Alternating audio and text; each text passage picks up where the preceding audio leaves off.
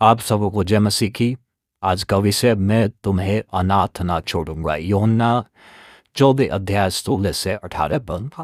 दोस्तों, क्या आप जानते हैं प्रभु यीशु मसीह किसके बारे में कह रहे थे कि मैं तुम्हें अनाथ ना छोड़ूंगा, और किससे कह रहे थे, और इसका क्या अर्थ है कि मैं तुम्हें अनाथ ना छोड़ूंगा। दोस्तों, वो सहायक कौन सा है जिसे यीशु भेजने वाले थे? आपका सहायक कौन है? दोस्तों, आइए इन पदों को पढ़कर आज हम अध्ययन करेंगे और इस वीडियो के अंत तक साथ बने रहिए। यूहन्ना 14 अध्याय 16 से 18 पद। आप इन पदों को जरूर खोलें और मेरे साथ पढ़ें, क्योंकि आज हम उन बातों पर ध्यान करेंगे जो शायद उससे पहले आपने ध्यान नहीं दिया। और इस वीडियो के अंत में ये पता चलेगा कि वो सहायक कौन है और किसके बारे में यीशु मसीह कह रहे थे दोस्तों, और किस प्रकार से अनाथ नहीं छोड़ेगा। और मैं पिता से विनती करूंगा और वो तुम्हें एक और सहायक देगा कि वो सर्वदा तुम्हारे साथ रहे। दोस्तों, यहाँ पर नोटिस करिए, यीशु मसीह के स्वर्गरोह का समय हो रहा था, और अब जो है क्या है, यीशु मसीह का अंतिम पड़ाव था, और वो जानते थे कि अब मैं दुनिया में नहीं रहूँगा और मेरा यहाँ का कार्यकाल समय पूरा हुआ, और जितने समय के लिए उसको भेजा गया था उसने सब कुछ पूरा कर दिया, और अब वो उसे वापस जाना था उस स्वर्गीय स्थान में, जहाँ परमेश्वर जो स्थान परमेश्वर ने उसके लिए तैयार किया था कि वो महिमा पाकर अपने महिमा के सिंहासन पर बैठे। परंतु जो लोग विश्वास किए यीशु मसीह में थे, उन्होंने के विषय में कहा कि मैं पिता से विनती करूँगा कि वो तुम्हें एक और सहायक दे। यह ध्यान दीजिए, और वो तुम्हें एक और सहायक देगा कि वो सर्वदा तुम्हारे साथ रहे। एक और सहायक देगा, इसका मतलब क्या है? क्या एक सहायक पहले से ही आपके साथ में है? वो कौन सा सहायक है? जब कहता एक और सहायक दूंगा, इस प्रकार से जो कहा गया, मैं पिता से विनती करूंगा और वो तुम्हें एक और सहायक देगा, इसका मतलब एक सहायक पहले से देकर रखा है और एक सहायक और जो है परमेश्वर आपको देगा। तो कितने सहायक है यीशु मसीह जो भेजने की बात कर रहा है? 17 पद में कहता है, अर्थात सत्य का आत्मा जिसे संसार ग्रहण नहीं कर सकता। जिस सहायक के बारे में बोल रहा है उसको सत्य का आत्मा कहता है, और कहता है क्योंकि वो ना उसे देखता है और ना उसे जानता है। जी हाँ, सत्य का आत्मा जिसे संसार ग्रहण नहीं कर सकता, क्योंकि वो ना उसे देखता है और ना उसे जानता है, और तुम उसे जानते हो क्योंकि वो तुम्हारे साथ रहता है और वो तुम में होगा। अब दोस्तों, यहाँ सवाल आता है, यीशु कहते हैं क्योंकि वो तुम्हारे साथ रहता है, जब वो सहायक आपके और हमारे और चेलों के साथ में था, तो फिर और कौन से सहायक के भेजने की बात कर रहे थे प्रभु यीशु मसीह? दोस्तों, यहाँ पर सवाल उठता है, आप अच्छे से पढ़िए और समझिए। संसार उसे ग्रहण नहीं कर सकता क्योंकि ना वो उसे देखता है और ना उसे जानता है। तुम उसे जानते हो। अब देखिए, तुम उसे जानते हो, जब अभी तक वो सहायक उतरा ही नहीं तो चेले कैसे जानते हैं? किसके बारे में बात कर रहे हैं दोस्तों? और वो कहता है और वो तुम्हें और वो तुम्हारे साथ रहता है।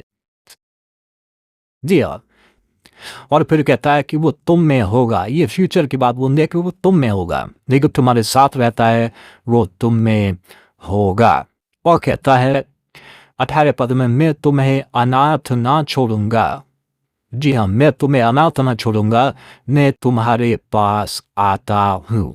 अब दोस्तों, सवाल ये बात का है, यीशु मसीह जिस सहायक को भेजने की बात कर रहे थे, तो स्वर्ग को जाकर के 16 पद में कहते हैं, मैं पिता से विनती करूंगा कि वो तुम्हें एक और सहायक दे। और दूसरी तरफ कहते हैं कि मैं तुम्हें अनाथ ना छोड़ूंगा, मैं तुम्हारे पास आता हूँ। तो इसका क्या मतलब है? जो आने वाला सहायक था, जिसको पवित्र आत्मा कहा जाता है, तो क्या वो पवित्र आत्मा था या फिर वो यीशु अपने ही बारे में बात कर रहे थे दोस्तों? क्या यीशु ने जो है स्वर्ग जाकर पिता से विनती किया तो उसने पवित्र आत्मा भेजा? जो क्या यीशु मसीह का बपतिस्मा लेने के समय में उसके ऊपर कबूतर की नाई उतरा था? उस समय में पिता की आवाज़ बादल आसमान में आ रही थी। कबूतर आत्मा कबूतर की नाई यीशु के ऊपर उतर रहा था और यीशु यरदन नदी के किनारे पे खड़े थे। वहाँ साफ अलग अलग तीन दिखते हैं, लेकिन यहाँ पर जो है बात जो है थोड़ा सा अलग समझ में आती है। वो कहता है मैं तुम्हें अनाथ न छोड़ूंगा, मैं तुम्हारे पास आता हूँ। तो यीशु मसीह खुद के बारे में कह रहे थे या वो पवित्र आत्मा के बारे में कह रहे थे? दोस्तों आप क्या समझते हैं? आप कमेंट बॉक्स में कमेंट जरूर करें और हमको बताएं। लेकिन दोस्तों मैं समझता हूँ कि वो जो यीशु मसीह कह रहे थे अभी वो शारीरिक रूप से थे, उस समय वो एक ही जगह रह सकते थे, लेकिन जब वो अपनी महिमा को पहुँचे क्रूस पर चढ़ने के बाद और मरे हुए में से जी उठने के बाद, तो दोस्तों अब वो सर्वव्यापी हो गए। सर्वज्ञानी तो थे, वो सर्वव्यापी भी हो गए। अब वो जो है तुम्हारे की एक ही समय में हर जगह मौजूद रह सकते हैं, एक समय में हर जगह वो रहते हैं। और यीशु ने कहा कि मैं तुम्हारे पास आता हूँ। दोस्तों यीशु मसीह स्वर्ग गए और फिर से वो आत्मा के रूप में वापस इस पृथ्वी पर आए और वो अपने चेलों के साथ ही नहीं परंतु हर विश्वास करने वाले के साथ वो आत्मिक रूप से वो सबों के साथ में रहते हैं।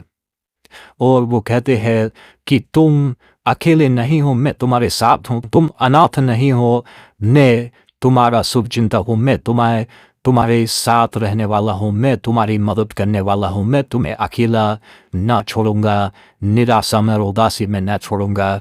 दोस्तों कुछ लोग जो है पवित्र आत्मा मानते हैं और कुछ लोग यीशु मसीह को मानते हैं। लोग नहीं, वो जो सहायक था यीशु मसीह ही दोबारा लौट कर आए। और फिर एक तरफ जो है बोले नहीं वो पवित्र आत्मा था। यीशु ने और भी आगे कहा 16-17 अध्याय में कि जब वो सत्य का आत्मा आएगा तो तुम्हें सब सत्य का मार्ग बताएगा, वो मेरी बातों में से लेकर तुम्हें सिखाएगा। दोस्तों इन पदों के अनुसार थोड़ा सा कन्फ्यूजन होता है। आदमी जो है आप क्या विश्वास करेंगे, पवित्र आत्मा या यीशु मसीह आपके साथ कौन है? लेकिन दोस्तों जो भी हो, लेकिन आज यीशु जो है स्वर्ग में नहीं है परंतु वो आपके और हमारे साथ है, सहायक रूप में सहायता करता है। अब उसे महसूस करने की ज़रूरत है, उसको जो है अनुभव करने की ज़रूरत है और उसको जो है फील करने की ज़रूरत है अपने मन में, अपने साथ में, कि आपके साथ कोई आहट है जो आपके ऊपर से अचानक आने वाली बड़ी सी विपत्तियों को अचानक से हटा देता है और टाल देता है। दोस्तों आप कमेंट करके बताइए वीडियो कैसा लगा। हमारे साथ जुड़ने के लिए बहुत धन्यवाद। आज की वीडियो में इतना ही।